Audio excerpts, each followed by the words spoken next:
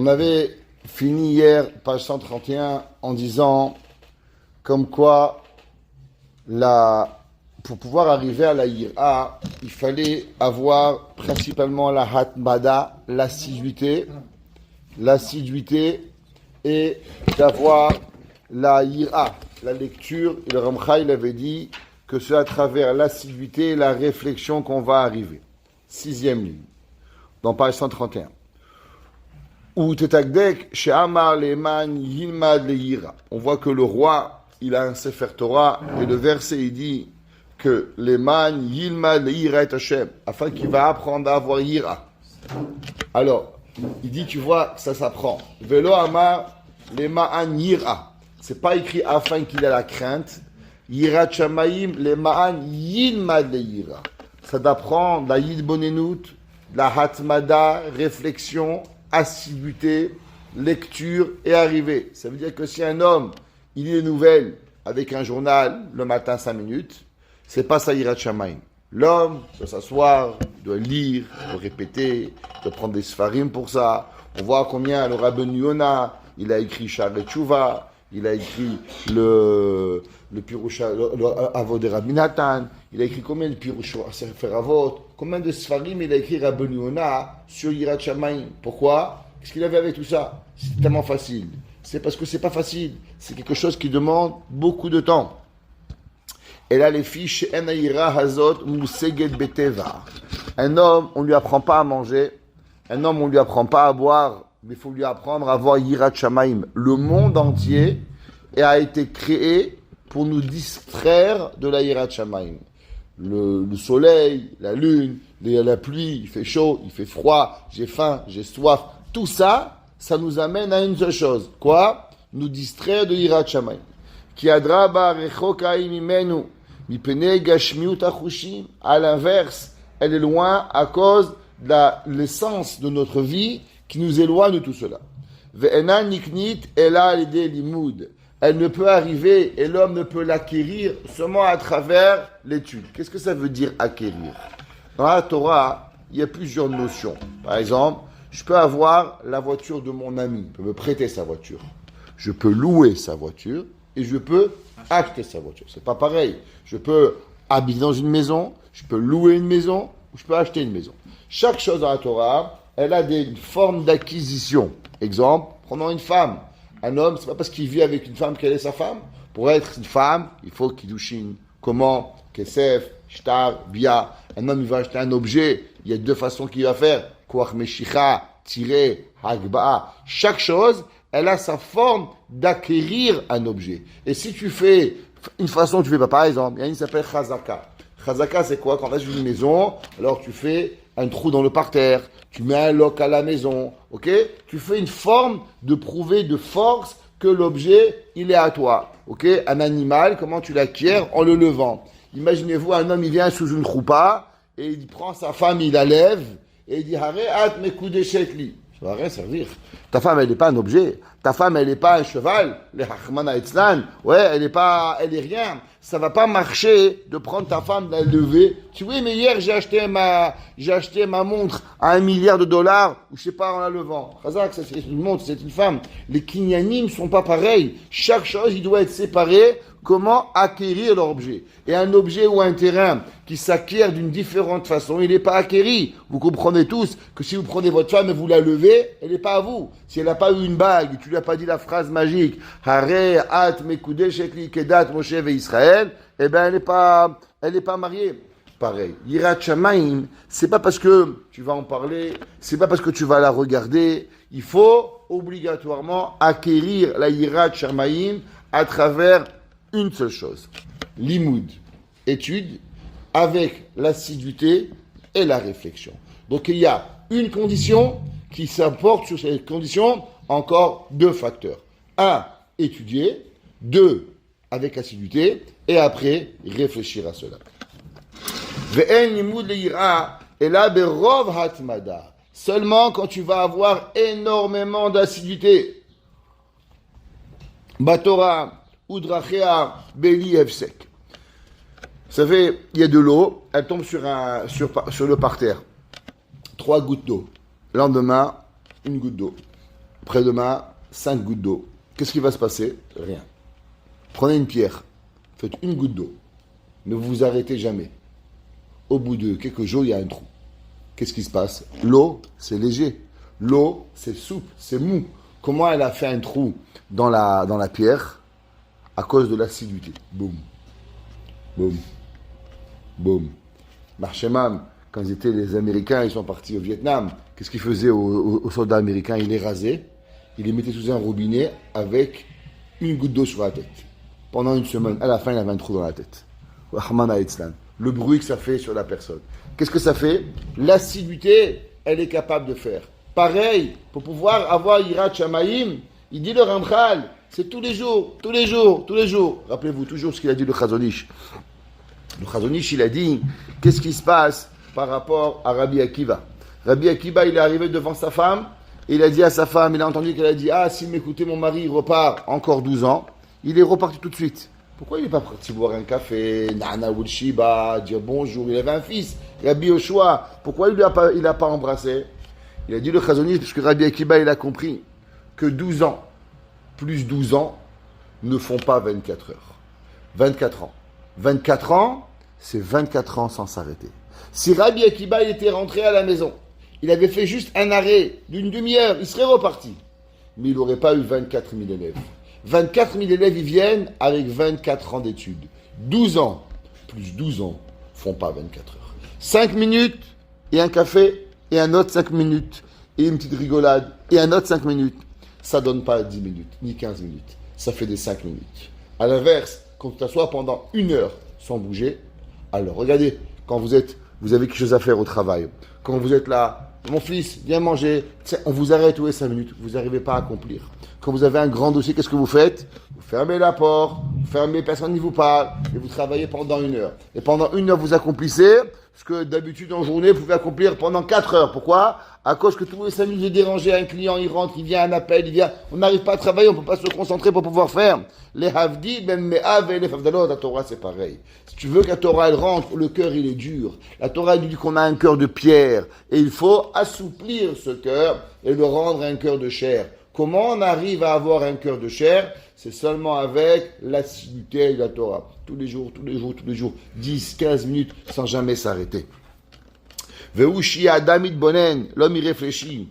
Umeayen Badavar Azé Tamid. Vous savez, un homme, il a un souci. Un enfant malade, il a un père malade, ou les parents ils sont âgés.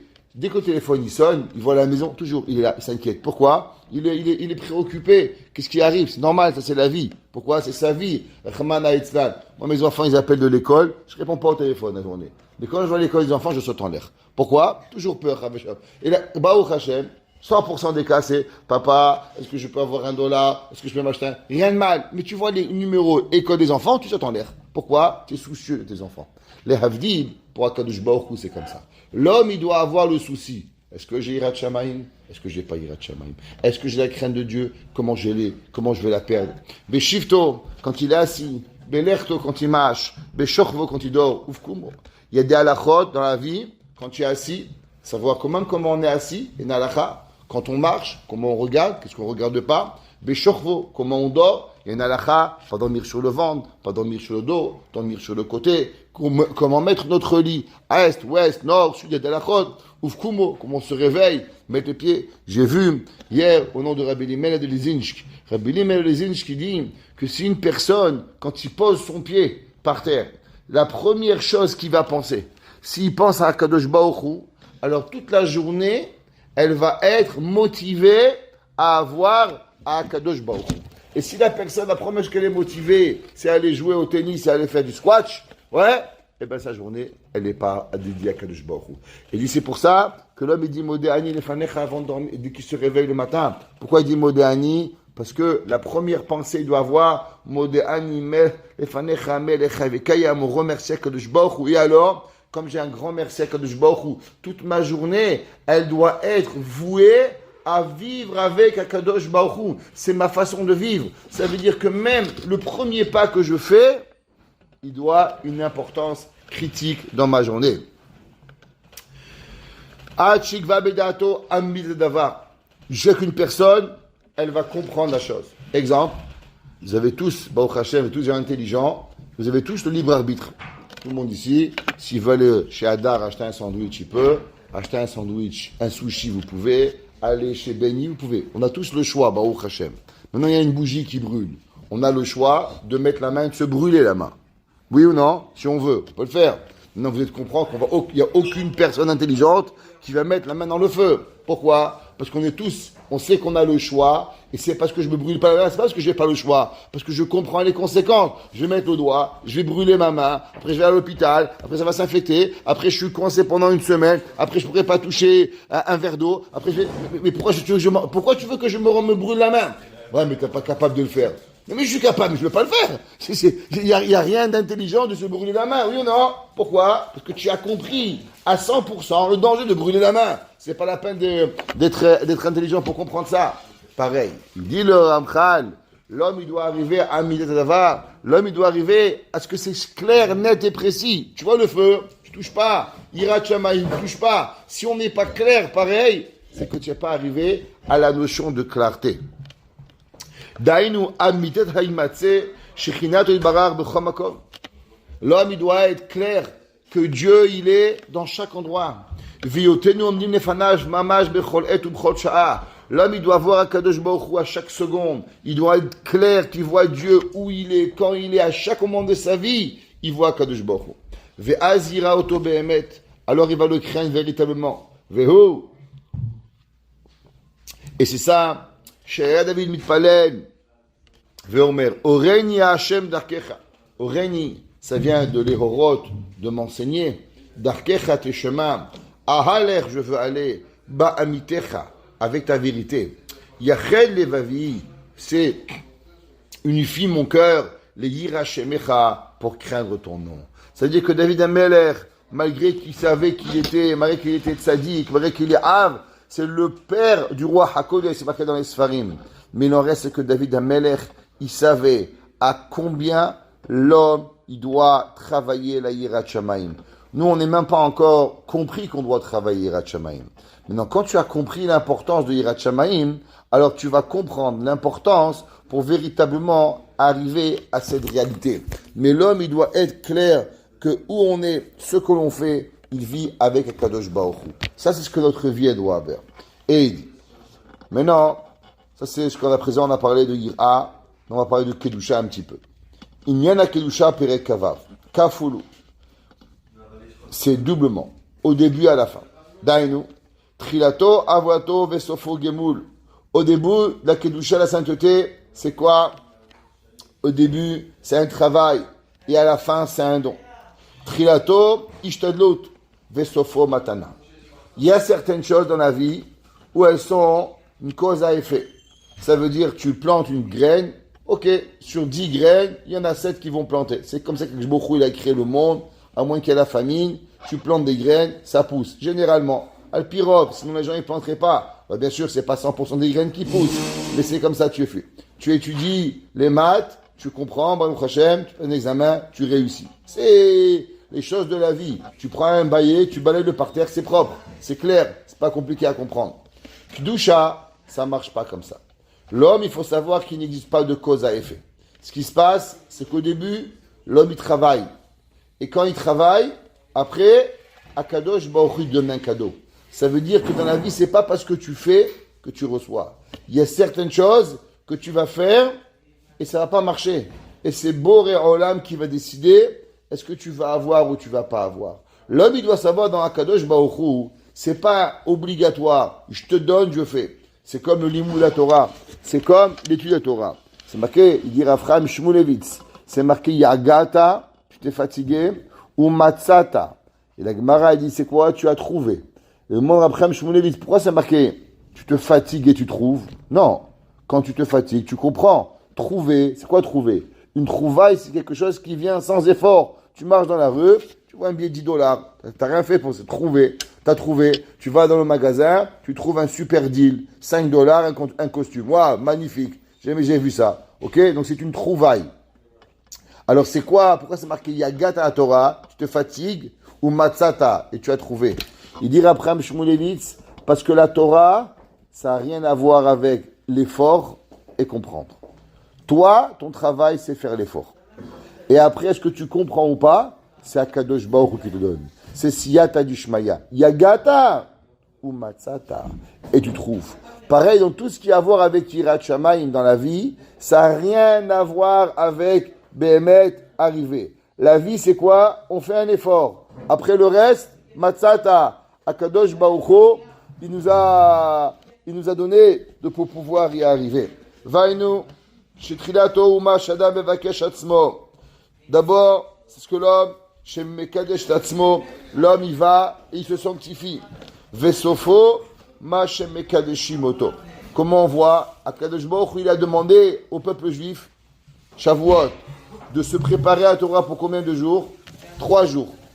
Combien de jours Akadosh Baruch Hu nous a donné de Kedusha? Les Netzach. Nous, il a dit, Heyu Nechonim, préparez-vous 3 jours. J'aurais dit, bon, alors on va être Kadosh pour 3 jours. Allez, 1 semaine, on va doubler. On va quintupler. 1 mois. Akadosh Baruch Hu a dit au peuple juif, purifiez-vous, sanctifiez-vous pour moi 3 jours. Et Akadosh Baruch Hu, lui, il nous a purifié et sanctifié les Netzach Netzachim. Ça veut dire qu'en vérité, la personne, toi tu fais un effort, et Akadosh Baruch Hu de l'autre côté il te redonne. Adam Mekadesh Atzmo Me'at Magdishim Oto Arbe. Un homme il fait un petit effort, Akadosh Baruch Hu il lui fait beaucoup. Exemple, c'est marqué dans le Shulchan Aruch, Mishnah Berurah il ramène. Il y a des gens, l'halakha elle est qu'il ne faut pas avoir le kiff à 100%. Le kiff c'est bien, mais il faut toujours restreindre dans le plaisir. On ne peut pas avoir le plaisir à 100%. Le plaisir à 100%, ça amène à ta'ava, même quand on mange. Alors, le Shulchan Aruch dit qu'il y a certains moments dans la vie où il faut jeûner. Pendant le mois de Elul, pendant certains moments des Shovavim. Mishnah Berurah dit, qu'est-ce qu'on va faire aux gens qui étudient la Torah? Un homme qui étudie la Torah, s'il va jeûner, il va moins étudier, c'est grave. Un homme, il est un rave. Dans une yeshiva, il n'a pas le droit de jeûner. Pourquoi? S'il va jeûner, il va être nerveux, il va pas bien enseigner aux enfants. Arur osem elartom remia. Shulchan Aruch dit maudit celui qui fait son travail tordu. Un professeur, il n'a pas le droit de dormir tard. Halakha dans le Shulchan Aruch. Un professeur, il peut pas dormir trop tard parce que s'il dort trop tard, alors le lendemain matin il est fatigué. S'il est fatigué, il va crier aux enfants, il va écœurer les enfants de la Torah. C'est assourd. Le professeur il doit dormir, il doit être bien, il doit avoir une parnassa mechubedet. Pourquoi? Sinon comment il va enseigner la Torah? Ok?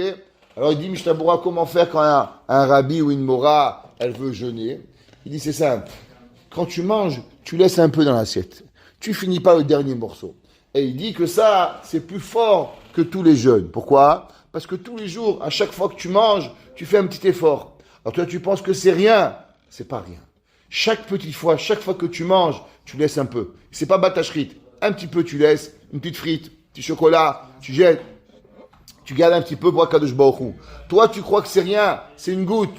Mais cette goutte-là, elle t'amène tellement à Akadosh Baruch Hu. Pourquoi? Il dit Mishnah Berurah, parce que jeûner, c'est une jour. Mais cette attitude que tu as, elle est à chaque chose. Tu manges une glace. Tu laisses un peu. Tu manges un raisin, tu laisses un peu. Tu as un bon gâteau, un bon millefeuille. Ah, tu laisses un petit peu. Tarte au fromage, il arrive Shavuot, tu laisses un peu. Chaque chose que tu fais, tu vas laisser un petit peu. Et ça donne à la personne. Nous, on fait une petite action, et Akadosh Baruch Hu, il donne beaucoup. Milemata, Magdishim, Oto, Milemala. Tout celui qui fait un petit effort avec Dieu, alors Akadosh Baruch Hu, il donne beaucoup. Prenons l'exemple de Moshe Rabbeinu.